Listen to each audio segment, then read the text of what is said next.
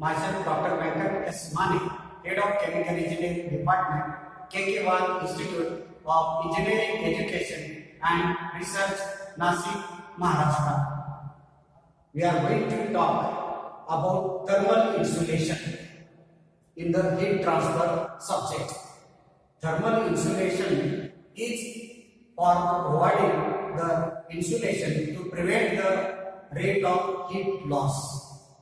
In chemical industry, there are various equipments like evaporators, boilers, reactors or the steam pipe where there is a chances of loss of heat. Our duty is to reduce the heat loss. Then by using the different insulating materials, we can prevent the rate of heat loss or at least we minimize the rate of heat loss.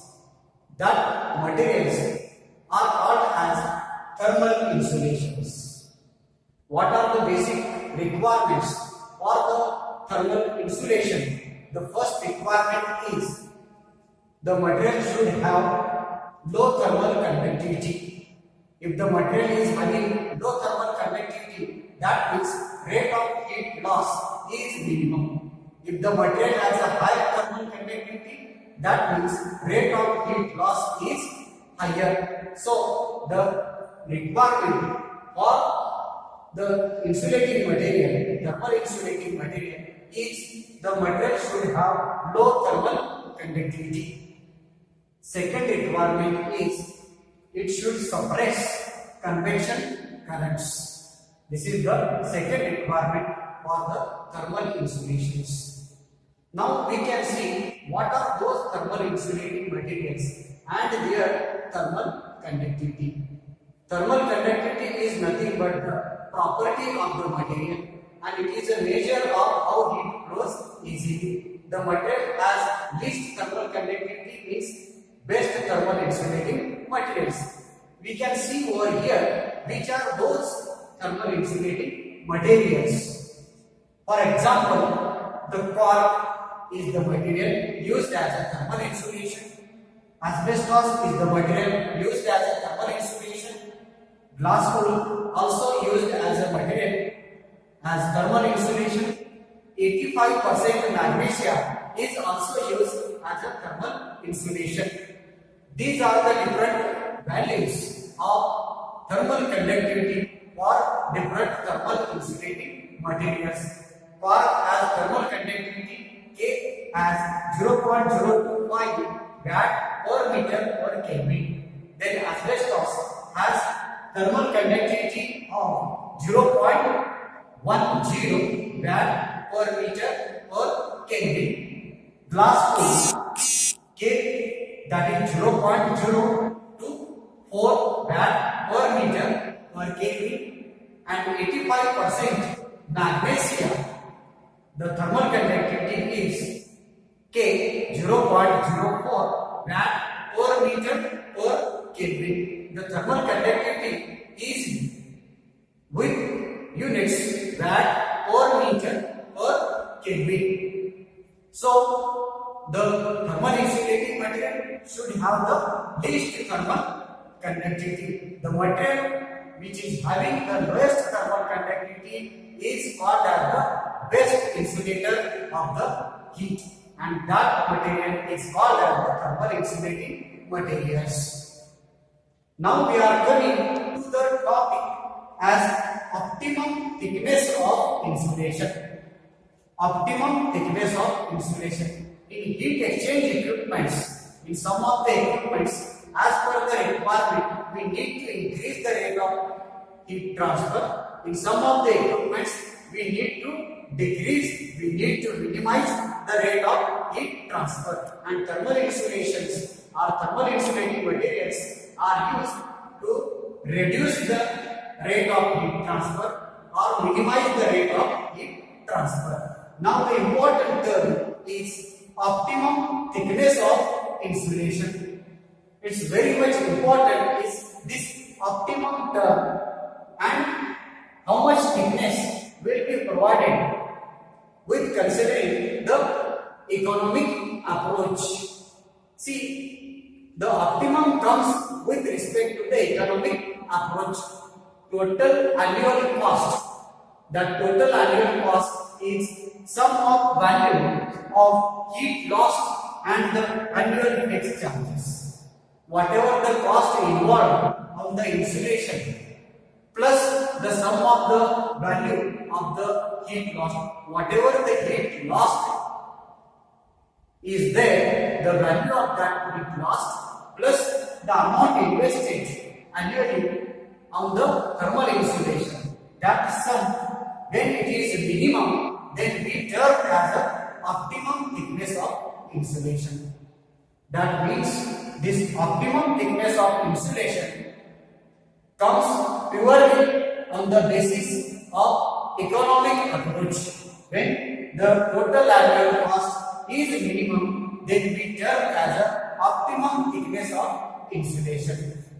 Now we can see over here graphically the optimum thickness of insulation. See, this is the graph of optimum thickness of insulation. What is on the x-axis? On the x-axis there is thickness of the insulation. On the y-axis there is total annual cost. This is the x-axis, this is the y-axis. Now there are three graphs.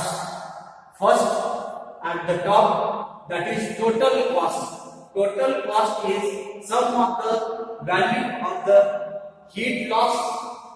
This curve is for the value of heat loss, and this line is fixed charges, that is cost involved on the insulation material. As the fixed charges increases, the value of heat loss is going to take place. Now we are getting the intersection point of these two curves, that is value of heat loss and the fixed charges. This is the intersection point. Now we can see, if you move upward here, the total cost involved at this intersection point, the total cost is the least one. If you move to the y-axis, the total cost is the least one.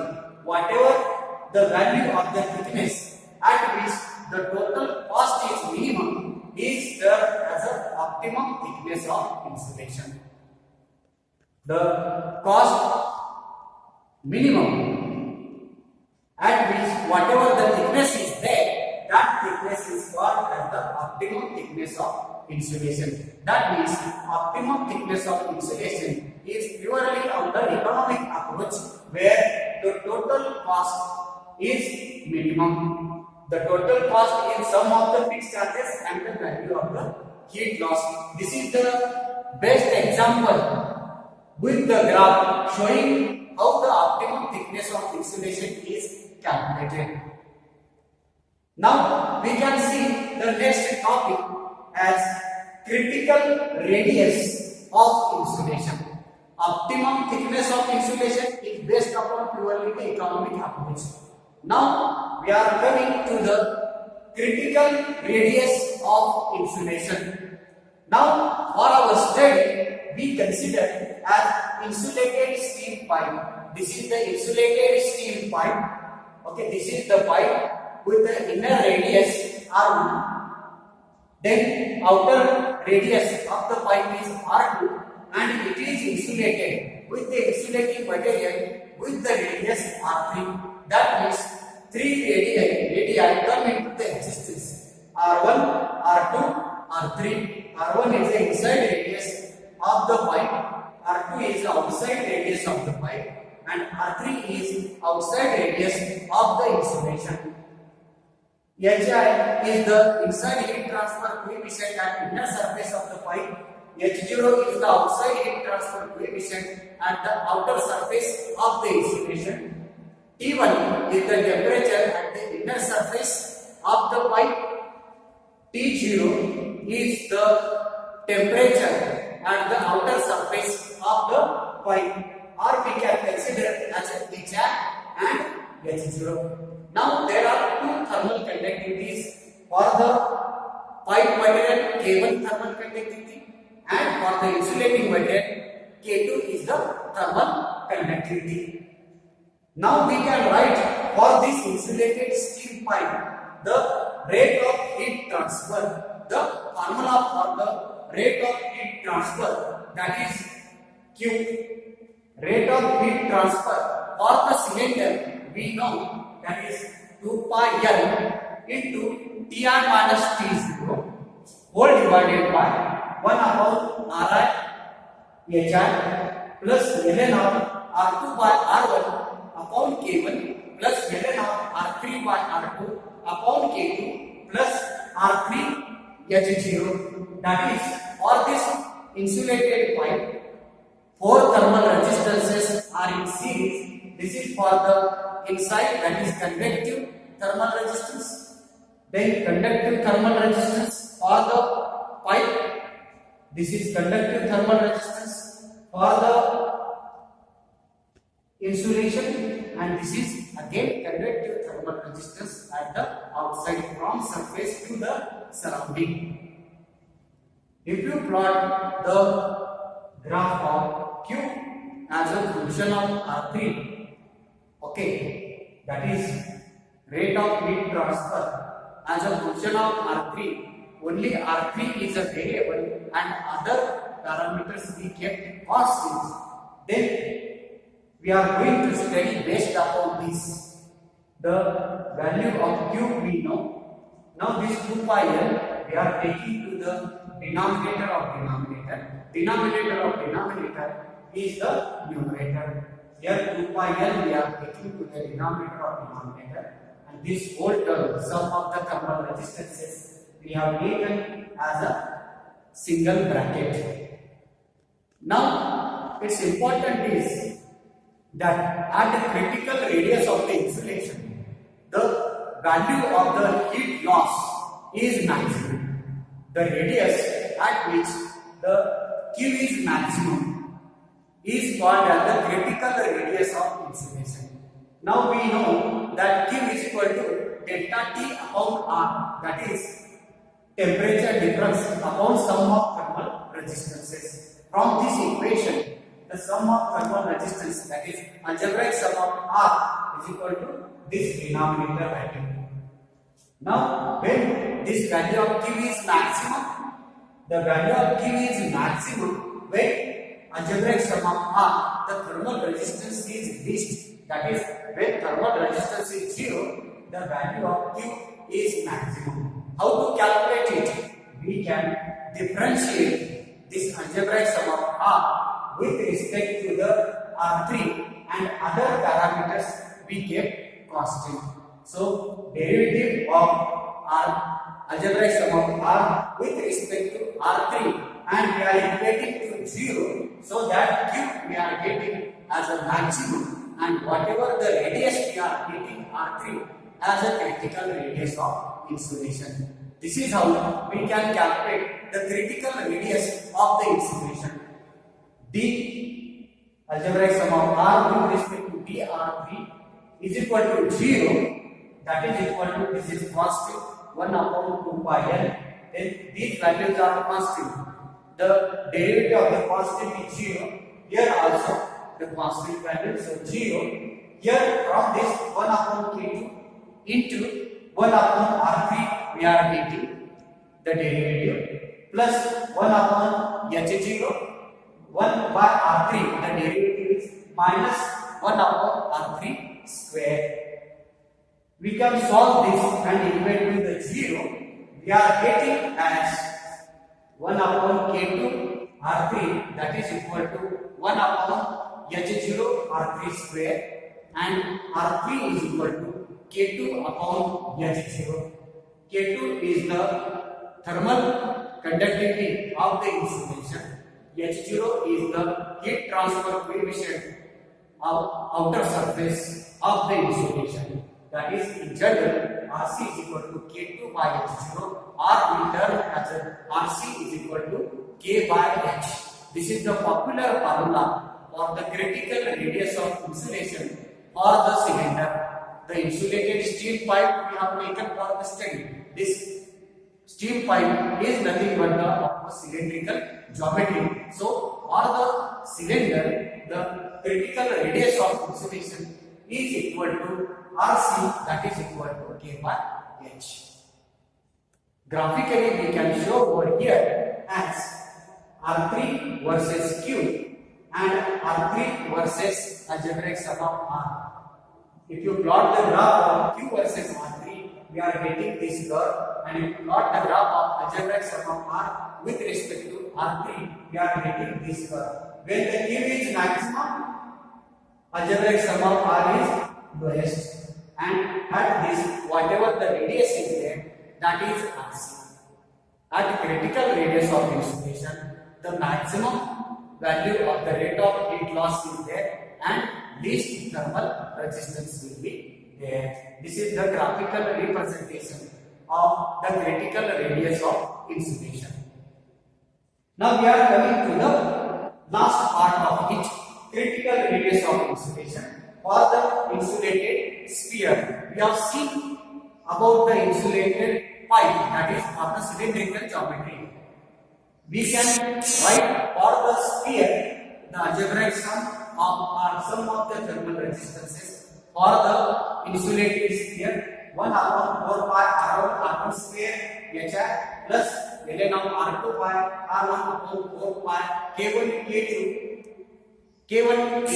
R1 R2 plus R3 minus R2 upon 4 pi K2 R1 plus 1 upon 4 pi R3 square H0. In similar fashion, we can differentiate this with respect to R3 and equate to the 0. We are getting the R3 as 2K2 by H0, that is equal to 2K by H. That means for the critical radius of insulation for sphere is 2K by H, and we have seen for the cylinder as K by H. These are the formulas for the critical radius. For the insulation K by H, and for the insulation of the pipe or the cylinder K by H, and for the insulated sphere it is 2K by H. This is how we have seen about thermal insulations, which are the different thermal insulating materials, why we provide the thermal insulations, then what are the different thermal conductivities of the thermal insulating materials, then we have seen about what is meant by the optimum thickness of insulation with graph, then we have seen about the critical radius of the insulation for the cylinder, that is K by H, and the critical radius of insulation for the sphere, that is RC is equal to 2K by H. With this, and thank you.